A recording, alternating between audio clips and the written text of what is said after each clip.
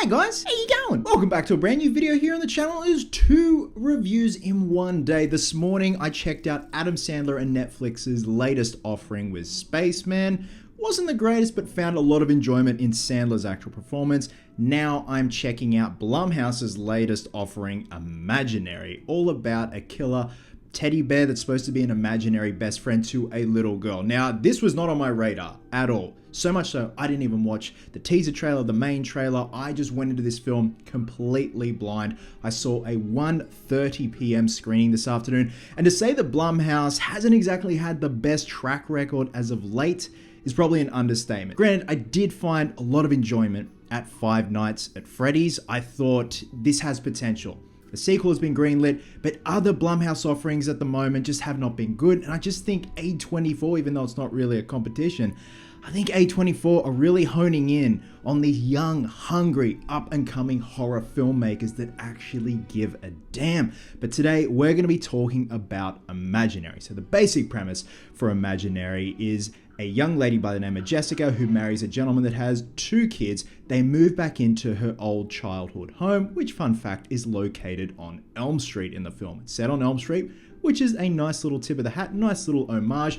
Now, the youngest daughter, Alice, finds Jessica's old bear, Chauncey, who she played with as a kid, and now Alice takes this bear under her wing and becomes best friends with the bear, and essentially the imaginary friend thing starts once again. And Jessica sees a lot of things in Alice that she used to do, and it brings up those old repressed memories, and this turns into a psychological drama. An extremely boring and forgettable psychological drama, unfortunately. When it comes to the premise of a killer bear, it looks good on paper, but you can either go 2 routes when it comes to the subject matter. You can either go the slapstick, over-the-top gore fest that borders on comedy, or you can do a psychologically damaging thriller that delves into the psyche of your childhood. This film tries to do the latter and unfortunately just fails miserably. I honestly could not remember much about this film, and I only got out of the session half an hour ago, if that. So I've written down a lot of notes. Film was written, directed, and produced by Jeff Wadlow, and not only did he write it, we also have Greg Erb and Jason Ormland who also wrote it, and you can definitely tell. It feels like they have thrown so much at the wall and trying to figure out what sticks and trying to delve into the whole notion of childhood trauma and repressed memories. And we see at the beginning of the film the usual tropes of a family moving into a new house that's always haunted, and it was giving me a lot of Poltergeist vibes, so much so the director has directly stated that he drew a lot of inspiration from the film Poltergeist for Imaginary. And I get so over that trope. Family moves in, they see little tidbits, little trinkets here and there, and that kind of churns up old feelings, old memories, and the house starts rumbling. You hear all that booming rumble in the cinema. And again, there's just way too many concepts going on. They just don't stick to their guns of it trying to be psychologically damaging. They try and veer off to the comedic horror elements, much like Five Nights at Freddy's. There are a lot of Five Nights at Freddy's elements, whereas I think at least Five Nights at Freddy's tried its best, and I hope to see more in the sequel in terms of gore. But going back to Imaginary, it's just an absolute clusterfuck, unfortunately. I will give this. The standout performance in this film is young Alice, played by Piper Braun. She was incredible. There is one scene where she has to go to such a dark place in terms of a performance. I don't know how the hell she did it. I want to know what her process is and sit her down inside the actor's studio style and quiz her on it. It's incredible. In terms of a scare factor, none.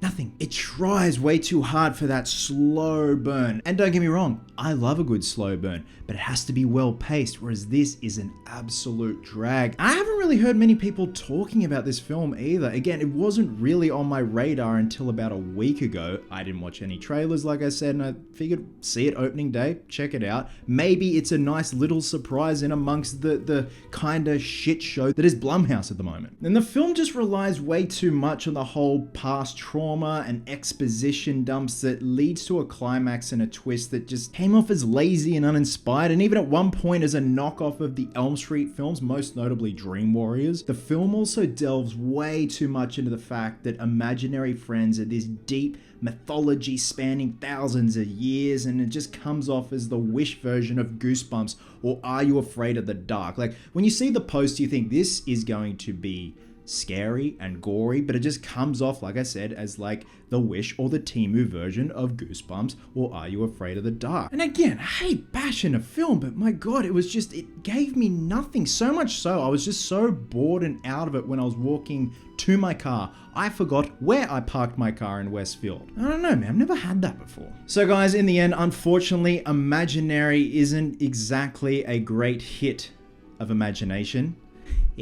I thought it'd be a nice change of pace for Blumhouse, but again, it just seems like another stinker. I don't know what's going on at the moment. I just want to be wowed once again by Blumhouse, especially after Halloween. And Five Nights at Freddy's definitely have some potential. Again, can't wait to see what they do with the sequel. But it just seems like A24 are just really hitting the mark at the moment. Quite frankly, it's a pretty forgetful film. Bit of a bore fest and not much going on, but at the same time, there was just too much going on. Again, with these three writers on board, one of them the producer and the director, I just feel like I said, they tried to throw too much at the wall, see what would stick, and just became a convoluted mess. By the end, save your dollary dues. I want my 28 bucks back, that's for sure. Wait till it comes out on streaming. And with that, I'm going to be giving Imaginary 1, oh bother, out of 5. So guys, if you do get around to seeing Imaginary, drop a comment below and let me know your thoughts. In terms of a killer bear, and we've had a lot of killer bears lately, and yes, I know we've got Blood and Honey and we're about to get the sequel to Blood and Honey, but I'm talking an original IP idea. How would you pitch it? I would go the over-the-top, gore-fest comedic route, almost like Thanksgiving, but with a killer bear. Might work. Hollywood, you know where to find me. Love you guts, and I'll catch you in the next one.